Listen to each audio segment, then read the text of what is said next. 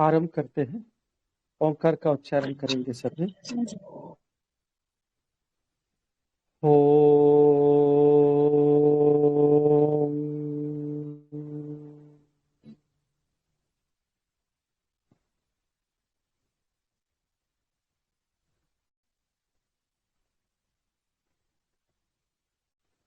कल अग्न्याधान की चर्चा हुई थी, आगे बढ़े उसमें कुछ पूछना है?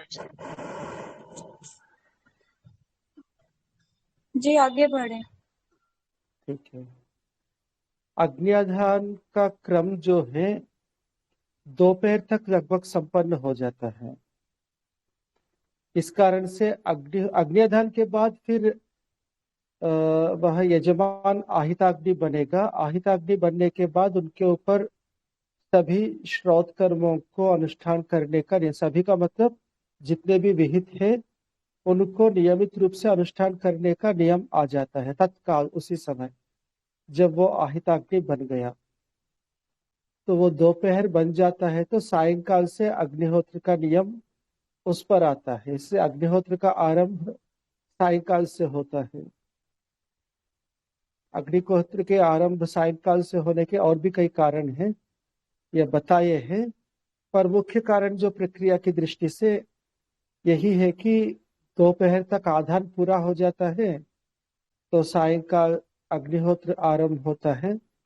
तो सायंकाल और प्रातःकाल दोनों को मिलाकर एक कर्म माना जाता है। सायंकाल की आहुतियां और प्रातःकाल की आहुतियां ये पूरा मिलकर वो एक अग्निहोत्र होता है। इस अग्निहोत्र में सायंकाल अग्नि देवता है मुख्य रूप से और प्रातःकाल सूर्य देवता है। तो इसको अग्निहोत्र ही कहते, सूर्यहोत्र नहीं कहते, क्योंकि पहली जो देवता अग्नि है इसको क्षेत्रिय कहते संस्कृत में। तो सबसे पहले आया उसी के नाम से नाम रखा गया अग्निहोत्र।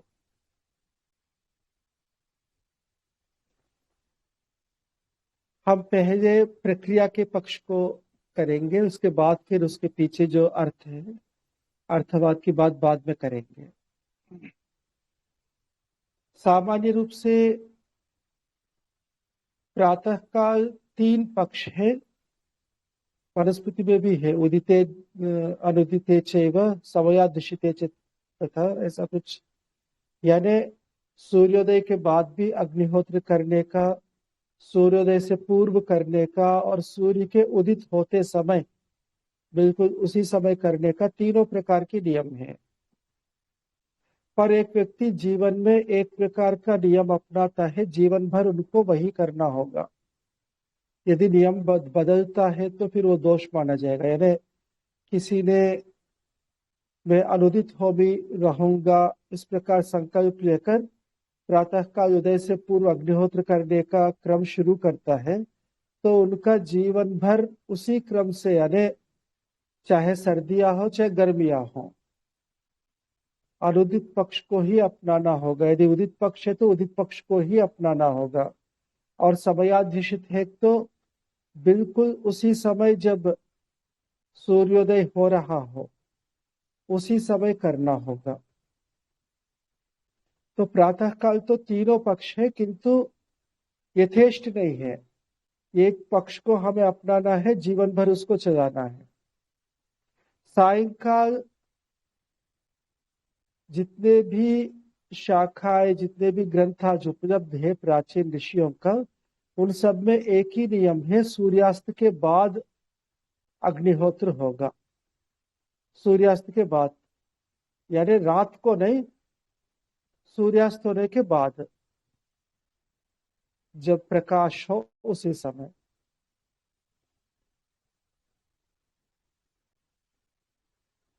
इन अग्निहोत्र की आहुतियों की जो बात है, तो आहुतियों पे पहले बाद में आऊंगा। पहले जो क्रम है सायंकाल से शुरू करेंगे।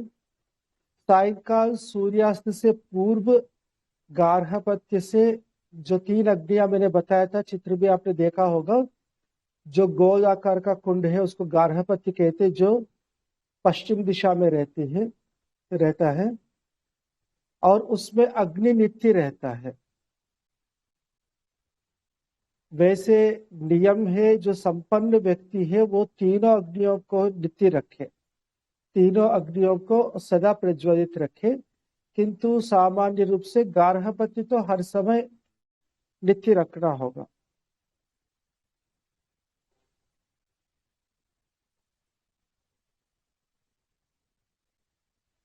तो गार्हपत्य से सूर्यास्त से पूर्व ही एक उपवेश नाम का एक साधन होता है, जिससे अंगारे निकालकर पहले आहावनी में फिर दक्षिणाग्नि में छोड़े जाते हैं। अरे वहां अग्नि नित्य नहीं रहता है उस पक्ष में, वहां अग्नि का उद्धरण कहते हैं इसको, गार्हपत्य से आहावनी में और गार्हपत्य से दक्षिणाग्नि में, यानी इतने अंगारे गार्हपत्य में होने चाहिए।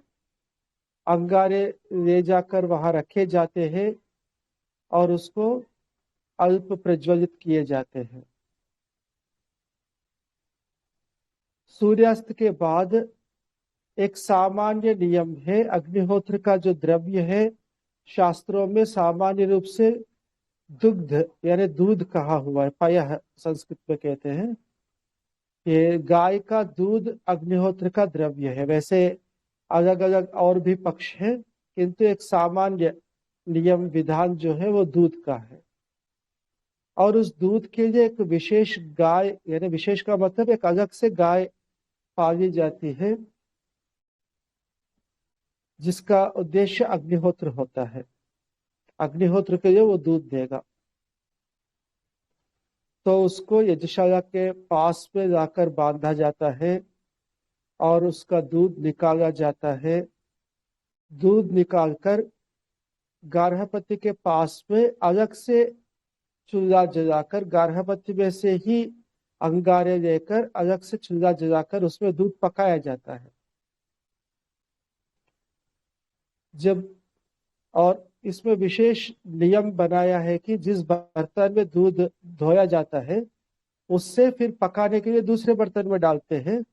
तो जिसमें दूध हमने निकाला था अंत में उसमें थोड़ा सा पानी डालकर साफ करके वो पानी भी दूध में डाला जाता है। वैसे आज ये परंपरा प्राय सब जगह देखा जाता है कि दूध जब पकाते हैं, जिस बर्तन से हमने दूध लाया था उस बर्तन में थोड़ा सा पानी डाल के उसको साफ करके वो पानी वाला दूध जो है वो भी दूध में हम डालते हैं। कई जगह ऐसा प्रचलन है कि ऐसा नहीं करेंगे तो गाय का थन जल जाएगा। ये वास्तव में ऐसा नहीं है, थन तो नहीं जलेगा, किंतु दूध बहुत महत्वपूर्ण वस्तु है, उसको व्यर्थ नहीं करना चाहिए, ये दृष्टि होती है।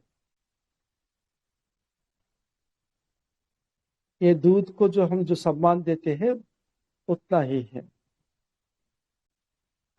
तो दूध जब पकता है उस समय हम कुछ दर्भ के तिनके लेकर उनको प्रज्वलित करके देखते हैं कि जला या नहीं जला, अरे पका या नहीं पका। और फिर उससे पर्यग्निकरण यानी उसको चारों तरफ, उस बर्तन के चारों तरफ घुमाया जाता है। और जब पक जाता है दूध उस समय उससे हम आगे आहुतियां देंगे। मुख्य आहुतियां दो है। आहुतियां देने के लिए एक अग्निहोत्र हवनी नाम का पात्र होता है। अग्निहोत्र हवनी उसका नाम है। वो एक पात्र, या तो फिर बाद में मैं उसका चित्र आपको भेजूंगा, या प्रतीक्षा जी यदि हो सके उसको ग्रुप में डाल दीजिए, यदि कहीं मिलता है नेट में। तो अग्निहोत्र हवनी एक पात्र है जिससे आहुति दी जाती है। अग्निहोत्र की आहुति उसी पात्र से दी जाती है। वो सुरवा जैसा होता है किंतु काफी उसका बड़ा आकार होता है। और एक सुरवा है, एक अग्निहोत्र है और एक सुरवा। सुरवा से 4 बार करके दूध के बर्तन से अग्निहोत्र हवनी में दूध लिया जाता है। ये चतुर्गृहीतम कहते हैं। 4 बार दूध की बर्तन से अग्निहोत्र हवनी में सुरवा के द्वारा लिया जाता है और उससे आहुति देंगे। सायंकाल अग्नि ज्योतिर ज्योतिरग्नि स्वाहा इस मंत्र से। वहां विकल्प है सजुर देवेन सवित्रा सजुरात्रेंद्रवत्य, या तो इस मंत्र से, या तो अग्निर्ज्योति वाला मंत्र है, या सजुर्देवेन मंत्र है, या जिसकी ब्रह्मवर्चस की कामना है तो अग्निर्वर्चो ज्योतिर्वर्चो स्वाहा, इस मंत्र से आहुति, यानी इन तीनों में से किसी एक मंत्र से आहुति का विधान है, तीनों से नहीं है। उस आहुति के बाद जो अग्निहोत्र हवनी में थोड़ा सा दूध जो बचा होता है, कुछ बूंदे, वो उनका प्राशन यानी उसको थोड़ा सा आचमन जैसा वो दिया जाता है। फिर दोबारा अग्निहोत्र हवनी में 4 बार श्रुवा से दूध लिया जाता है, और दूसरी बार जब लेते हैं तो ज्यादा लेंगे, यानी पहली बार कम लेते हैं, थोड़ा सा कम, दूसरी बार ज्यादा। दूसरी बार जो आहुति है वो प्रजापति आहुति है, मौन आहुति दी जाती है मन में प्रजापति के लिए। ये 2 मुख्य आहुतियां हैं अग्निहोत्र के, और ये आहुतियां आहवनी अग्नि में दी जाती है, जो चौकोर आकार में पूर्व की तरफ जो कुंड है उसमें दी जाती है। और उससे पहले जब दूध लेकर यानी अग्निहोत्र हवनी में लेके जाते हैं, गार्हपत्य अग्नि के पास में तो दूध का पात्र है, तो दूध लेकर गार्हपत्य अग्नि के पास में से होता हुआ आहवनी की तरफ जाते हैं, और साथ में 3 समिधाएं भी साथ में ले जाते हैं दूध के साथ। पहले आरती के समय पहले वो समिधाएं रखी जाएंगे, अग्नि को प्रज्वलित किया जाएगा, तीव्र किया जाएगा, उसके बाद आहुति दिया जाएगा। फिर उसके बाद दूसरी आहुति उसी प्रकार। 2 मुख्य आहुतियों के बाद श्रुवा से गार्हपत्य में और दक्षिणाग्नि में 4-4 आहुतियों का विधान है। वैसे उस प्रकार का विधान ब्राह्मण ग्रंथ में नहीं है, किंतु श्रौत सूत्रों में है।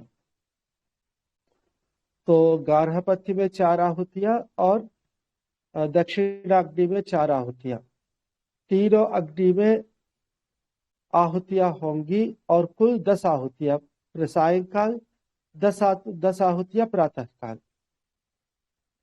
तो इसमें मुख्य आहुतियां 4 है, सायंकाल 2, प्रातःकाल 2, और उसके अंगभूत जो अन्य आहुतियां है वो 16 है। तो कुल 20 आहुतियां हमें इन प्राचीन शास्त्रों में देखने को मिलता है।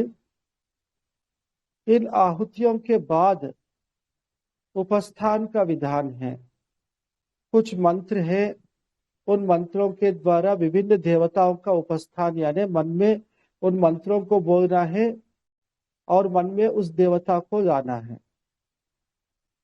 और उसी समय गौशाला में जाकर गाय का भी स्पर्श करने का विधान है कुछ मंत्रों के द्वारा। ये यजुर्वेद के करीब शायद 11वें मंत्र से लेके आगे जो है 3रे अध्याय के, ये जो प्रातःकाल पहले सायंकालीन आहुतियां है, तो सूर्य अग्नि ज्योति वाला मंत्र है, उसके बाद सूर्य ज्योति वाला मंत्र है, उसके बाद के जो मंत्र है वो उपस्थान मंत्र है, उसको बृहद उपस्थान कहते हैं। उसके बाद कुछ मंत्र है क्षुदक उपस्थान। ज्यादा समय ना हो तो आगे के थोड़े से मंत्रों से उपस्थान होगा, नहीं तो पहले वाले मंत्रों से उपस्थान होगा। उपस्थान का मतलब उन मंत्रों का जप करना और विधि विधान के अनुसार या तो उस देवता को मन में लाना, अथवा जहाँ गौशाला में गाय का स्पर्श करने का विधान है वहां गाय का स्पर्श करना। तो इस प्रकार ये पूरी प्रक्रिया होती है। अग्निहोत्र यजमान स्वयं कर सकता है अथवा ऋत्विजों के द्वारा करा भी सकता है, दोनों पक्ष है। ऋत्विक अनिवार्य नहीं है, पुरोहित अनिवार्य नहीं है। सामान्य रूप से जब पुरोहित के द्वारा कराया जाता है, यजमान के लिए नियम है कि वे वहां उपस्थित होवे, किंतु कई बार ऐसा भी देखा जाता है जहां क्षत्रिय विशेषकर जो उच्च अधिकारी होते हैं, जो अपने क्रियाक्रम में बहुत ज्यादा व्यस्त होते हैं, उनके लिए वहां अर्थशास्त्र आदि में विकल्प देखा जाता है कि वे उस समय वहां कर्म के समय उपस्थित नहीं होंगे, पुरोहित लोग उस कर्म को संपन्न करते हैं उनके तरफ से। कुछ इसी प्रकार का महाभाष्य में भी वचन आता है, पुष्यमित्रमिह याजयामहे। हालांकि वहां इतना स्पष्ट नहीं है कि वह पुष्यमित्र उपस्थित था या नहीं था, किंतु यज्ञ ऋत्विक लोग करते हैं, पुरोहित लोग करते हैं। तो अग्निहोत्र में दोनों पक्ष है, बाकी सभी कर्मों में पुरोहितों के द्वारा ही कर्म कराया जाता है। केवल अग्निहोत्र एक कर्म है जहां यजमान स्वयं कर सकता है, पुरोहित की आवश्यकता नहीं है। तो जैसे मैंने कहा था, सामान्य रूप से दुग्ध जो है वो द्रव्य है, किंतु विकल्प है यवागु यानी जौ की दलिया, अथवा घृत, घृत का भी विकल्प है, दही का भी विकल्प है। तो इस प्रकार अलग अलग विकल्प है उन द्रव्यों से भी, यानी वहां विशेष कामना के कारण उन द्रव्यों को अपनाने का विधान है। ग्राम की कामना करने वाला फलाना से, ब्रह्मवर्चस की कामना करने वाला फलाना से, तेजस की कामना करने वाला घृत से। इस प्रकार अलग अलग कामनाओं से जो युक्त है वो अलग अलग द्रव्यों से, और जिनके अंदर सभी कामनाएं हैं वो बदल बदल के एक एक द्रव्य से करते हैं। इस प्रकार का विधान है। तो ये है मोटा मोटा सा विधि पक्ष। मेरे ख्याल से समझ में आया होगा सभी को। या पहले इस पे कुछ प्रश्न हो तो करेंगे, नहीं तो चर्चा लंबी चलती है तो स्मरण नहीं रहता। पहले इस पे कुछ प्रश्न हो तो पूछिए।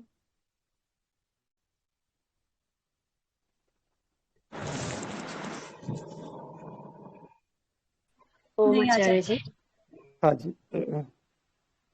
जी आचार्य जी, ये जो अलग अलग कामनाओं का संबंध अलग अलग आहुतियों से है, द्रव्यों से है, ये कैसे संभव होता है आचार्य जी? किसी द्रव्य का आहुति देने से वो कामना पूरी हो जाएगी, ये इसका कनेक्शन कैसे जुड़ा हुआ हो सकता है?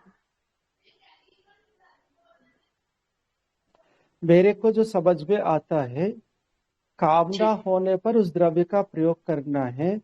उस कामना की पूर्ण होने की बात वहां उस रूप में दिखता नहीं है। और दूसरी बात, मीमांसा का एक नियम है, द्रव्य संस्कार कर्मसु परार्थत्वात् फलश्रुति अर्थवाद स्यात्। यानी द्रव्य को लेकर कई फल कहा भी हो तो वो अर्थवाद मत, केवल प्रशंसा के लिए है। मुख्य जी कर्म के द्वारा ही फल मिलता है। आहुति मुख्य कर्म है, उसी के द्वारा फल की प्राप्ति होती है। द्रव्य के द्वारा फल की प्राप्ति नहीं होती। भावना के द्वारा आचार्य जी, और पुरुषार्थ के द्वारा, तो जी फिर हाँ, यानी जी आपको वो द्रव्य स्मरण कराता रहेगा कि कई बार हम एक कामना करते हैं, भूल भी जाते हैं, वो द्रव्य आपको स्मरण कराता रहेगा कि मेरी ये कामना थी, उसके लिए मुझे कुछ करना है। इतना ही जी प्रयोजन आचार्य मुझे वहां दिखता है। जी, संकल्प प्रतीक के रूप में आचार्य जी। जी हाँ, जी धन्यवाद आचार्य जी। क्योंकि वहां कहीं भी इससे वो फल प्राप्त होगा इस प्रकार का वर्णन नहीं है। जी जी आचार्य जी, धन्यवाद। ठीक है। अब इस अग्निहोत्र के पीछे जो विधान है, हालांकि यहाँ मैं आपको ये भी याद दिलाना चाहूंगा, उपनिषदों में आपने सुना पढ़ा होगा, जनक और याज्ञवल्क्य के संवाद में अग्निहोत्र का द्रव्य क्या है। तो दूध, दूध यदि ना मिले तो क्या करना चाहिए। तो दूध ना मिले तो औषधियों से, यानी औषधि का मतलब जो फलपाकांत, जो पकने के बाद जो समाप्त हो जाते हैं वो औषधियां हैं। जैसे गेहूं, जौ, धान इत्यादि, ये सब औषधियां हैं। विभिन्न प्रकार की दालें, तो ये इन औषधियों से करना चाहिए। यदि वो ना मिले तो कुछ जंगली अन्न है, नीवार धान्य है, अन्य जो जंगल में प्राप्त होने वाले, यानी औषधियां तो जिनको हम कृषि करते हैं, यानी खेत जोतकर बोते हैं और हमें फल प्राप्त होता है।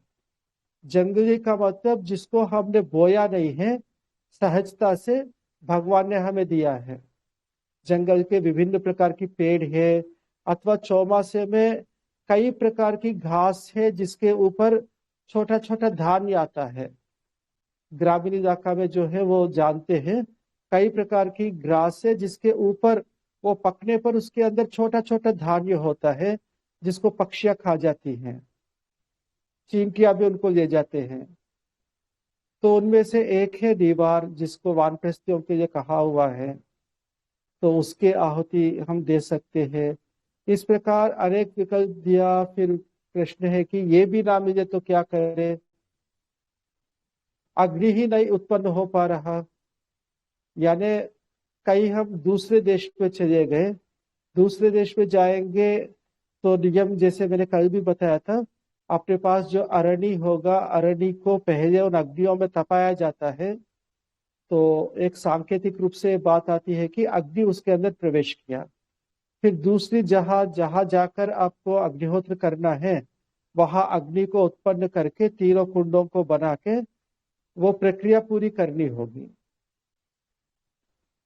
इससे पहले जो यात्राएं करते थे, सायंकाल हुआ यात्रा बंद करते थे, अपने ये नित्य कर्म करके फिर अपना भोजन आदि करके विश्राम करते थे, फिर प्रातःकाल नित्य कर्म करके वापस यात्रा करते थे। अब तो सार्वजनिक साधन है, अपने हाथ में कुछ भी नहीं है, ये स्थिति अलग है। पहले अपने बैलगाड़ियों से और इस प्रकार घोड़े के रथों से यात्रा करते थे तो अपने साथ यानी अपने ही हाथ में था सब कुछ, या पैदल जाते थे तो भी अपने ही हाथ में था। पर आपने अरण्य में अग्नि को लेके तो गए, पर जहां पहुंचे वह बारिश है और ऐसी स्थिति है ही नहीं कि अग्नि उत्पन्न कर सके।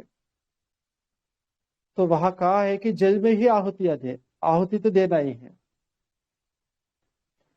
तो जल भी संभव नहीं हो पा रहा, तो अंत में कहा है श्रद्धा में सत्य की आहुति देनी है। तो अग्निहोत्र नहीं छोड़ सकते, कोई बहाना नहीं है अग्निहोत्र छोड़ने का। अंत में किसी भी प्रकार से द्रव्य के द्वारा संभव नहीं हो पा रहा, तो अंतिम स्थिति यह है कि श्रद्धा में सत्य की आहुति, यानी मन के अंदर ही हमने उन मंत्रों का उच्चारण करते हुए मन में ही हमने आहुतियां दे दी। ये अंतिम स्थिति है। अब ये अग्निहोत्र क्या है, इसका अर्थवाद शतपथ में और विभिन्न ब्राह्मण ग्रंथों में, ये जैसे काटक संहिता में, मैत्रायणी में, इनमें वर्णन है। सामान्य रूप से वर्णन यही है, प्रजापति पहले था। प्रजापति एक तत्व है जो कि सृष्टित्पत्ति के आदि में, आदि के मतलब 5 महाभूतों को उत्पन्न करने के बाद भगवान 4 महाभूत, आकाश तो व्यापक है, बाकी चारों को इकट्ठा करके एक महद अंड बनाता है। उसकी चर्चा ब्राह्मण ग्रंथों में है। और उस महद अंड में कई प्रकार की परिवर्तन होते हैं, जिनमें एक स्थिति है प्रजापति। तो प्रारंभ में प्रजापति था, प्रजापति की स्थिति से आगे विस्तार से सृष्टि की उत्पत्ति होती है। तो ये प्रक्रिया 5 महाभूतों की उत्पत्ति के बाद की है। 5 महाभूत उत्पन्न हुए हैं, वहां से वर्तमान जो संसार बना जिसपे हम जी रहे हैं, इसकी बीच की स्थिति का वर्णन है। तो प्रजापति था, उन्होंने सबसे पहले अग्नि को उत्पन्न किया, सबसे पहले उत्पन्न हुआ, इससे अग्रणी कहते हैं, और वही अग्रणी ही अग्नि हो गया। तो अग्नि उत्पन्न हुआ और देखा कि अग्नि तो अन्नाद है, अन्न खाने वाला है, खाली नहीं बैठेगा, उसको कुछ ना कुछ खाने के लिए हर समय चाहिए। प्रजापति ने देखा कि मेरे अतिरिक्त तो और कोई है ही नहीं, तो मुझे ही खा जाएगा। फिर अपने में से औषधियों को उत्पन्न किया, उनकी आहुति दी, वहां से फिर विभिन्न पदार्थ उत्पन्न हुए। ये पूरा वहां वर्णन है।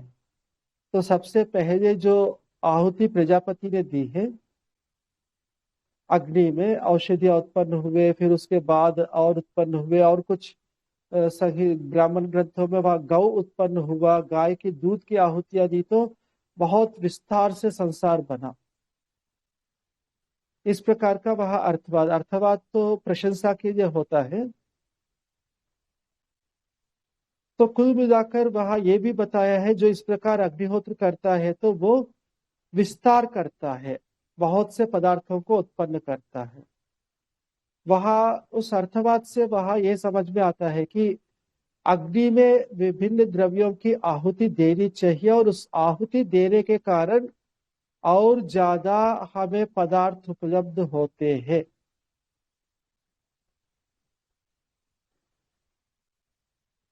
हम अग्नि में कुछ आहुति देते हैं, ऐसा लगता है कि वो समाप्त हो गया, वो समाप्त नहीं होगा, वो हमें 1000 गुना और देगा कुछ। अग्नि में कुछ भी हम देंगे तो वो और बहुत ज्यादा हमें देगा। ये उस अर्थवाद से हमें प्राप्त होता है, क्योंकि अग्नि में जो भी हम देते हैं, अग्नि हव्यवाट है, हव्य को विभिन्न देवताओं के पास पहुंच जाता है। पर्जन्य है, जल है, वायु है, सब जगह अग्नि उस आहुति को फैलाता है, तो सब जगह सभी जितनी देवता है वो पुष्ट होते हैं और वो हमें बहुत सुख देंगे। देवता जब पुष्ट होंगे बहुत सुख देंगे। यही बात गीता में 2 श्लोक है। सह यज्ञ प्रजा सृष्ट्वा पुरोवाच प्रजापति अनेन प्रसविष्यध्वम एषवोस्तिष्ठ कामधुक् देवान् भावयतानेन ते देवा भावयन्तु वः परस्परं भावयन्तः श्रेयः परमवाप्स्यत। प्रजापति भगवान ने मनुष्यों को भी उत्पन्न किया और यज्ञ का विधान भी किया और कहा, इन यज्ञों का आप अनुष्ठान करो, ये तुम्हारी सब कामनाओं की पूर्ति करते हैं। इन यज्ञों के द्वारा तुम लोग, मनुष्यों के लिए कहा जा रहा है कि तुम लोग देवताओं का भावना करो। भावना का मतलब पूजा, उनको सम्मानित या उनको पुष्ट, उनके लिए आहुतियां पहुंचाते हुए, और वे देवताएं तुम्हें भावित करेंगे, तुम्हें भी वो पुष्ट करेंगे, तुम्हें भी आवश्यक सब पदार्थ देते रहेंगे। इस प्रकार एक दूसरे की भावना करते हुए दोनों आगे बढ़ो। इससे हम अपने प्राचीन जो जीवन शैली देखते थे, इन देवताओं के साथ तालमेल बिठाते हुए उनको बिल्कुल ना बिगड़ने देते, उनको पुष्ट करते हुए जीने की प्रक्रिया थी। इन्हीं देवताओं को आज की भाषा में इकोसिस्टम्स कहते हैं। ये हमें बहुत कुछ देते हैं। देवता के विषय में कहा है, देवो दानाद्वा द्योतनाद्वा दीपनाद्वा द्युस्थाने स्थित इति वा। 4 परिभाषाएं, जिसमें सबसे पहले है दान, यानी वो हमें कुछ देता है, इससे देवता है। जैसे बताया है, सूर्य है, पर्जन्य है, वायु है, अग्नि है, जल है, ये सब देवताएं हैं, ये सब इकोसिस्टम्स है। ये हमें बहुत लाभ पहुंच जाते हैं यदि हम इनको संभालेंगे तो। आज की जो भाषा जो हम प्रयोग करते हैं, इकोलॉजी का कंजर्वेशन, यानी इकोलॉजी को बचाओ, किंतु हमारी परंपरा इसको बचाने की बात नहीं करती, बल्कि इसको पुष्ट करने की बात करती है। वर्तमान जो बातें हैं उनसे कुछ कदम आगे हम थे। इन सब पर्यावरण की विभिन्न इकाइयों को हम यज्ञ के द्वारा बहुत पुष्ट बनाते थे, बहुत अच्छे उसको बनाते थे, ताकि उससे हमें बहुत ज्यादा लाभ मिलता था। तो ये अग्निहोत्र के पीछे जो अर्थवाद बताया है ये है। और अग्निहोत्र के बाद जो उपस्थान है, विभिन्न देवताओं को उस समय हम स्मरण करते, गौमाता का स्मरण करते, क्योंकि वो बहुत ज्यादा महत्वपूर्ण है हमारे जीवन के लिए। तो ये अग्निहोत्र का विधान है, मैंने संक्षेप से आपके सामने रखा। बहुत विस्तार से व्याख्या है ब्राह्मण ग्रंथों में। तो ये अग्न्याधान के बाद सबसे पहला कर्म है। हालांकि अग्न्याधान में अलग अलग विधान है। अग्न्याधान के बाद हम अग्निहोत्र का अनुष्ठान करें, अग्न्याधान के बाद सीधा दर्श पौर्णमासी का भी अनुष्ठान कर सकते, अथवा सीधा अग्निष्टोम जो सोमयाग है उसका भी अनुष्ठान कर सकते। तीनों पक्ष है। जो पहला पक्ष है उसके अनुसार हम पहले अग्निहोत्र का अनुष्ठान करते हैं। तो अग्निहोत्र ये जरा मरण सत्र यानी वृद्धाप्य भी आवे यानी मृत्यु से ही छूटता है, या उस स्थिति में जब हम मरे हुए के समान हो जाते हैं, यानी अब शरीर में बिल्कुल ताकत नहीं है, ऐसी स्थिति में अग्निहोत्र छूटता है। तब तक अग्निहोत्र का अनुष्ठान हमें करते ही रहना है, इसमें कोई विकल्प नहीं है। फलाना दिन छुट्टी ऐसा कुछ भी नहीं है, जीवन भर इसको चलाते ही रहना होगा। ये अवश्य है, अग्निष्टोम आदि कुछ यज्ञों के अनुष्ठान के समय अग्निहोत्र से छुट्टी है, क्योंकि उससे बड़े कुछ यज्ञों का हम अनुष्ठान कर रहे हैं और दोनों एक साथ हो नहीं पाएंगे, इस कारण से वहां अग्निहोत्र से छूट है। ये तब है जब उससे बड़े यज्ञों का हम अनुष्ठान कर रहे हैं।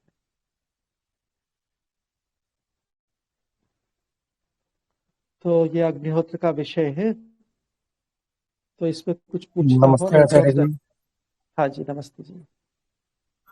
आचार्य जी, ये जो गौ दुग्ध से आहुति देने का प्रावधान बताया है, वो किस प्रकार से संभव होगा?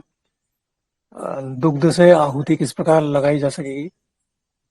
नहीं, सुविधाएं ज्यादा हो, अग्नि अच्छे से प्रज्वलित हो और दूध की मात्रा थोड़ी होगी और 2 ही आहुतियां देनी है एक समय, ज्यादा नहीं है। अच्छा और अच्छा बाकी में थोड़ा थोड़ा आहुतियां, 4 आहुतियां है बाकी दोनों अग्नियों में। अच्छा, ठीक है आचार्य जी, धन्यवाद। जी ठीक है। अग्निहोत्र के बाद आगे क्रम आता है दर्श और पौर्णमासी। पहले पौर्णमासी की बात हम करेंगे।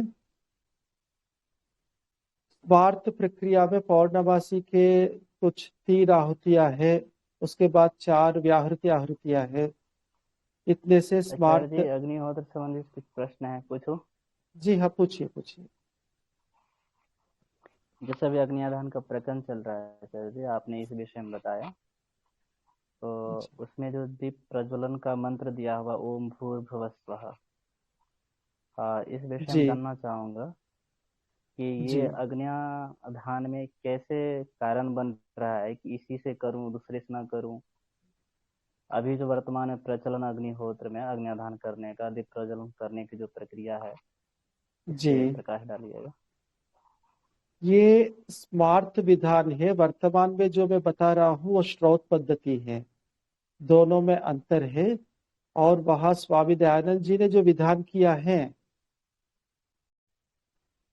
तो उसका तो मैं ज्यादा कुछ कहूंगा नहीं, स्वामी जी का विधान है, इससे वो करना चाहिए। बाकी आगे जो दीप से लेकर अग्नि को लेकर, वैसे वैसे अभी दीप प्रज्वलन का कोई विधान है भी, ये मुझे ध्यान नहीं है संस्कार विधि में। दीप प्रज्वलन का विधि है क्या? दीप का कोई विधान जी, मुझे संस्कार विधि में ध्यान नहीं है। सामान्य प्रकरण में है आचार्य जी, दिया हुआ है। दीप का है अथवा कुछ संविधाओं से अग्नि को लाने का विधान है, अग्नि को प्रज्वलित अग्नि को लाने का विधान है। दीप को प्रज्वलित करने का विधान तो मुझे नहीं लगता।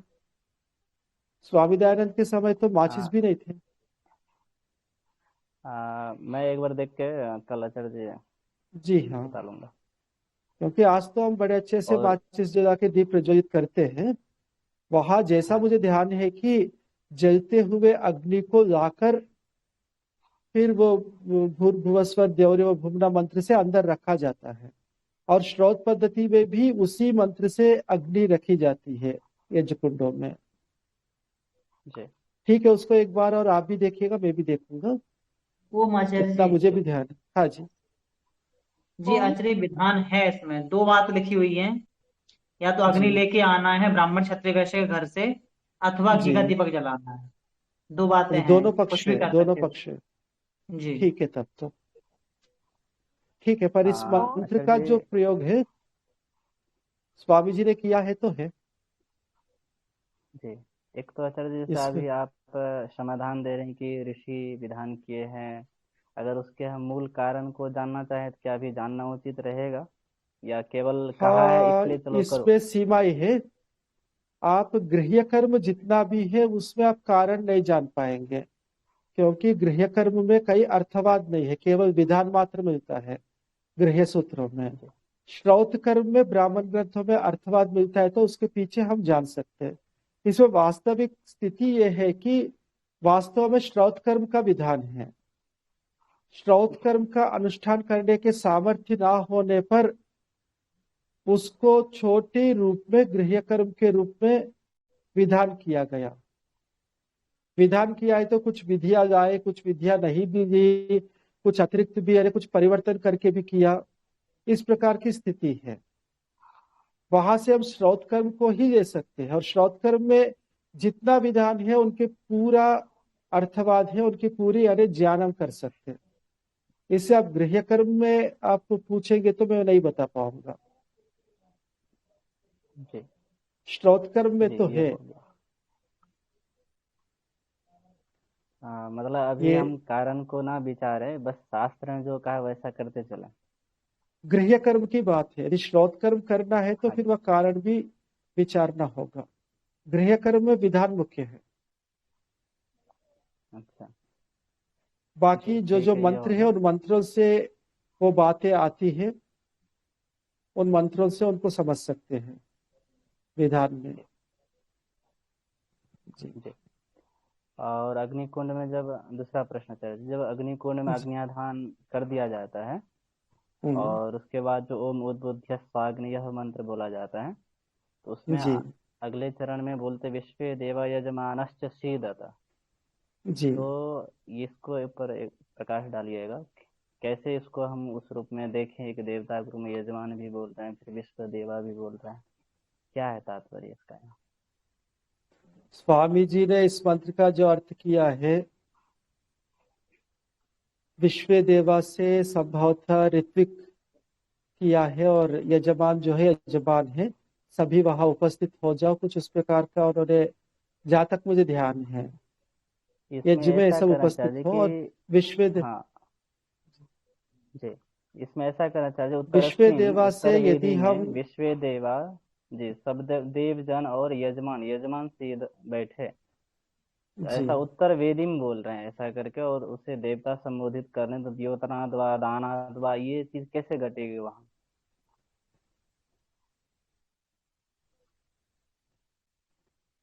जय चलो। एक बार तो मुझे वो प्रकरण देखना होगा, अभी एकदम तो नहीं बता पाऊंगा। इस प्रकार की जो प्रश्न है या तो पहले से आप ग्रुप में डाल दीजिए, मैं देख के आऊंगा। अभी जो जय मैं चलो। बता रहा हूँ उसका तो मैं कह सकता हूँ। ठीक है जय जय। ठीक है, चलिए अग्निहोत्र संबंधी जो भी होगा ग्रुप में डाल दूंगा। हाँ, ग्रुप में डालिए, जिसको देख के आके बता, क्योंकि सब कुछ उपस्थित तो होता नहीं ना। जी तो आचार्य। मैं देख के कुछ आता है तो बताऊंगा, नहीं तो यही बताऊंगा कि नहीं पता। दो ही रास्ते हैं। ठीक है, हो गया, चलिए। ओम आचार्य जी नमस्ते। जी ये वानप्रस्थ नमस्ते। संन्यास आश्रम में अग्निहोत्र का विधान नहीं है? नहीं है, नहीं है, वानप्रस्थ तक है, संन्यास में नहीं है। तो अभी आपने बताया कि ये अग्निहोत्र का मृत्यु पर्यंत तक प्रावधान है करने का। हाँ ठीक है, उसमें ये बात है कि संन्यास यदि देंगे तो फिर वो छूट जाते हैं। ठीक है, वो मैंने, ठीक है, वो एक बात आ जाती है उसमें। संन्यास यदि देंगे तो अग्निहोत्र छूट जाता है, ठीक। क्योंकि अग्निहोत्र द्रव्य साध्य है और सन्यासी जो है अकिंचन होता है, उनका अपना कुछ नहीं होता। इस कारण से उनको सभी प्रकार के कर्मों से छुट्टी, अरे एक प्रकार से छूट मिलता है।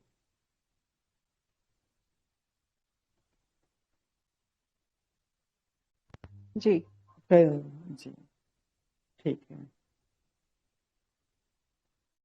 थोड़ा सा समय है, मैं पौर्णमासी को केवल प्रारंभ कर रहा हूँ। पौर्णमासी जो यज्ञ है वो, उसका आरंभ, यानी यज्ञ की मुख्य आहुतियां सभी प्रतिपदा पर दी जाती है, किंतु व्रत का उपनयन सायंकाल होता है। यानी पूर्णिमा के दिन शाम को यजमान अग्नियागार में आकर, यानी उस दिन उस रात को वही उनका वास करना होगा। सायंकाल वो व्रत देता है। अग्ने व्रतपते व्रतम चरिष्यामि, उससे पहले आचमन होगा। आचमन के लिए मंत्र नहीं बताया है, किंतु उस आचमन के बाद व्रत लेता है अग्ने व्रतपते व्रतम चरिष्यामि इस मंत्र से। उस मंत्र से व्रत लेने के बाद फिर आगे शाम को क्या करना चाहिए, भोजन करना चाहिए या नहीं करना चाहिए। पहले तो ये बात थी कि अग्न्याधान के समय वो आहिताग्नि नहीं था, उस समय उनके ऊपर कोई नियम नहीं था, किंतु अब तो वो आहिताग्नि है, अब उनके ऊपर सभी नियम हैं। और वहां एक अर्थवाद जो है ना, एक कथा के रूप में एक रोचकता के लिए बताया जाता है। ये बताया है कि जब कोई यजमान व्रत देता है तो देवताओं को पता चलता है कि अब ये कल हमें आहुति देने वाला है, तो सभी वहां आ जाते हैं। तो देवता वहां आए हुए हैं, उनके रहते हुए उनको आहुति दिए बिना स्वयं यदि खावे भोजन, वो तो गलत है। यानी कोई अतिथि आया भूखा है और खुद भोजन कर रहे हैं, वो अच्छी बात नहीं है। इससे निषेध किया। फिर बाद में कहा यदि बिल्कुल नहीं खाएंगे तो फिर वो सही नहीं है। उसके जो पितृदेवत्य शब्द किया, यानी शरीर में क्षीणता आ जाएगी, नीरस आ जाएगा, भूखा रहेगा तो सुबह फिर वो कर्म भी ठीक से नहीं कर पाएगा। जैसे स्वामी दयानंद ने भी उपवास का बिल्कुल मना किया है। उपवास का ब्राह्मण ग्रंथों में अर्थ अलग है। देवताओं के साथ वास करना ये उपवास है। उपवास करने वाले को उपवासथा कहा है, जो देवताओं के साथ वास कर रहा है। और वहां चर्चा करके अंत में ये कहा, खाएंगे तो समस्या, ना खाएंगे तो समस्या, इससे ऐसे वस्तु खाओ जो खाने पर भी ना खाने के बराबर है। और वहां अंत में जाकर उन वस्तुओं का प्रयोग करो जो यज्ञ में आहुति के रूप में नहीं दी जाती। और विशेषकर वह फल आदि की बात है, यानी जो वनस्पतियों से प्राप्त है, पेड़ों से तो फल ही प्राप्त होते हैं, तो ऐसे फलों का प्रयोग करो। यानी रात को जो है फलाहार करना है, ताकि भूखा भी ना रहे। और वो मुख्य अन्न नहीं है, इस कारण से ये भी दोष नहीं आएगा कि अतिथि है और आपने खा लिया, वो भी दोष नहीं है। तो वास्तव में देवता आते नहीं है, पर मन में भावना है कि मैं इन विभिन्न देवताओं के लिए कल आहुति दे रहा हूं और उसके लिए सत्य व्रत का पालन कर रहा हूं। तो इस प्रकार वो रात्रि अज्ञागार में शयन करता है और नीचे सोता है जमीन पर, यानी पलंग पे नहीं सोना चाहिए, ब्रह्मचर्य का पालन करेगा। तो इस प्रकार रात्रि की पौर्णमासी के लिए प्रक्रिया शुरू हो जाती है। और प्रातःकाल उदय होने के बाद आगे का जो विधि विधान मैं कल बताऊंगा। आज इतना हम रखेंगे। ओम। हाँ जी। आचार्य जी, इस पौर्णमासी में प्रश्न है। जी क्या होता है, कभी कभी तिथि मध्य काल तक ही रहती है, जैसे पौर्णमासी दोपहर के समय तक ही है, शाम को जी प्रतिपदा लग गई, तो ऐसी जी स्थिति में फिर व्रत यजमान कब लेगा? सामान्य रूप से नियम ये है कि सूर्योदय के समय जो तिथि है वो दिन भर उसी का माना जाएगा। जी ठीक है। और जी मान लो पौर्णिमा से लुप्त हो गया तो चतुर्दशी को ही करना है। यानी चतुर्दशी के बाद सीधा प्रतिपदा आ रही है, पौर्णमासी है ही नहीं, उस स्थिति में जी चतुर्दशी को ही करना चाहिए। जी आचार्य जी। और कभी कभी ये पौर्णमासी, अमावस्या, कोई भी तिथि 2 बार आ जाती है। जी हाँ, तो दूसरे हाँ, में तो जिसके फिर आगे दूसरे वाला प्रतिपदा है। जी हाँ। और यदि कोई भी तिथि आती है, जैसे ये तो सामान्य बात त्योहारों पर भी लगती है, तो जी जो दूसरी बार जो तिथि लगती है उसी पर ही कोई कार्य करना चाहिए। और ऐसा नहीं, आज इसमें वो नियम है, बाकी का तो परिस्थिति के अनुसार है। और अच्छा इसमें भी अलग अलग शाखाओं में अलग अलग विधान है। मैं जो बता रहा हूँ एक सामान्य प्रचलित बात बता रहा हूँ, जी किंतु अलग कुछ शाखाओं में तिथि मानते हैं, कुछ शाखाओं में यानी तिथि का मतलब जैसे मैंने कहा सूर्योदय के समय जो घड़ियां है उसको लेकर चलते हैं। कुछ शाखाओं में वो तिथि की जो घड़ियां कौन से दिन में है उसको लेकर चलते हैं। जी तो ये अलग अलग प्रक्रिया है विभिन्न शाखाओं में, सबकी अपनी अपनी व्यवस्थाएं हैं, उस व्यवस्था के अनुसार वो चलेंगे। जी आचार्य जी। अव्यवस्था नहीं है कहीं भी, ठीक है। जी और ये सायंकाल को व्रत लेना है, ये व्रत अर्थात संकल्प लेना है कि मैं कल को वो पौर्णमासी की आहुति डालूंगा इस तरह से। जी हाँ, संकल्प लेना है। बाकी व्रत जो है अशनान अशन यानी भोजन के संबंध में वो व्रत शब्द का प्रयोग है। तो वहां यही बता दिया कि वो वाला भोजन करना है जो देवताओं को नहीं नहीं देते दी हम। जाती है और जिसका देवताओं के साथ कोई संबंध नहीं है। वहां जी ये भी प्रश्न आया है कि मैं उड़द खाऊंगा। एक जी हाँ आचार्य ने कहा कि मैं उड़द का विधान करूंगा, उड़द खाऊंगा, क्योंकि उड़द की आहुतियां नहीं दी जाती हैं। फिर वो निषेध किया जाता है कि उड़द जो है जौ के साथ पकाया जाता है। उड़द जी कहते ही जौ याद आता है। जी ये और जो भी शमी धान्य है, दालें हैं, वो अनाज के साथ खाए जाते हैं, तो इससे उसका भी नहीं, जिसका कोई संबंध ही नहीं है फल जैसा, उस प्रकार की वस्तु खावे, वो विधान। जी आचार्य जी। और जो अगले दिन प्रतिपदा को जब आहुति दी जाएगी तब उस समय अशन अनशन का पालन नहीं करना, उस समय हम कुछ भी कर सकते हैं यज्ञ नहीं, करने के बाद। प्रातः काल यज्ञ करने के बाद तो हो गया, आहुतियां देवताओं को दी है, उसके बाद जी फिर कोई नियम नहीं ना। अतिथि खा लिया तो फिर हम खा ले खूब। पर प्रातः काल फिर वही है, अल्पाहार या तो आचार्य फलाहार। जी ये अशन अनशन जैसे देखा जाए तो एकदम बहुत लंबे समय तक का नहीं है, केवल उतने ही समय तक का इसका पालन करना है जब तक हाँ, आप थोड़ा सा ही देवता है। को। जी हाँ, रात को और सुबह, बस इतना है, ज्यादा लंबा नहीं है। जी आचार्य जी। ठीक है। जी ठीक है, समय भी पूरा हुआ। ओंकार करेंगे। ओ